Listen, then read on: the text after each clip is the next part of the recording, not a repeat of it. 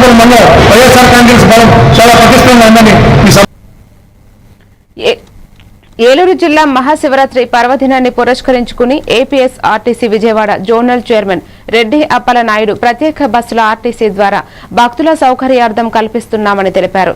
ఏలూరు, జంగారెడ్డిగూడెం, నూజివీడు మరియు విజయవాడ నుండి బలివే, పట్టిసీమ, తాడువాయి, ద్వారకా, తిరుమలకు స్పెషల్ బస్సులు ఏర్పాటు చేశారు.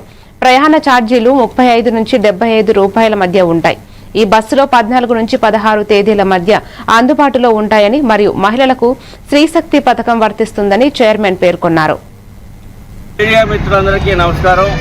మరి ఈ రోజున ఎందుకంటే రేపు రాబోయేటువంటి మహాశివరాత్రి పర్వదినాన్ని పురస్కరించుకొని మరి ఏలూరు నుంచి మన ఏలూరు పక్కన ఉన్నటువంటి బలివే క్షేత్రానికి ఏలూరు నుంచి 40 బస్సులని స్పెషల్గా ఏర్పాటు చేయడం జరిగింది.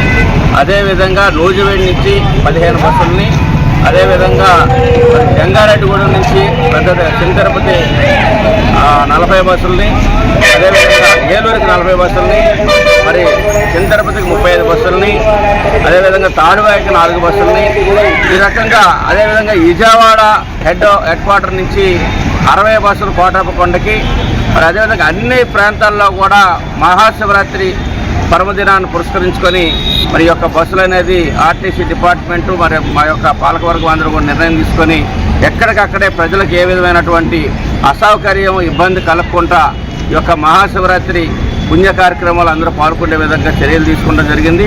మరి అదేవిధంగా ఈ రాష్ట్రంలో ఆగస్టు 15 నుంచి స్త్రీశక్తి సంక్షేమ కార్యక్రమం రావటం, ఫ్రీ బస్సు రావటం, మరి మహిళలు పెద్ద ఎత్తున ఈ యొక్క స్కీమ్ని వినియోగించుకుంటూ ఉన్నారు. ఎందుకంటే ఆక్యుపేషన్ చాలా పెరిగింది. అన్ని పుణ్యక్షేత్రాలు కూడా అటు పెద్ద తిరుపతి కానివ్వండి, ఇటు చిన్న తిరుపతి కానివ్వండి, కనదుర్గ గుడి కానివ్వండి, అన్నవరం కానివ్వండి, సింహాచలం కానివ్వండి, అన్ని ఒక పుణ్యక్షేత్రాలకు కూడా మహిళలు పెద్ద ఎత్తున వెళ్తూ ఉన్నారు. దాన్ని దృష్టిలో పెట్టుకొని ఎక్కడికక్కడ ఎవరికి ఏ విధమైనటువంటి ఇబ్బంది లేకుండా బస్సులన్నీ కూడా ఏర్పాటు చేయడం జరిగింది. ఈ యొక్క మహాశివరాత్రి సందర్భంగా ప్రజలందరూ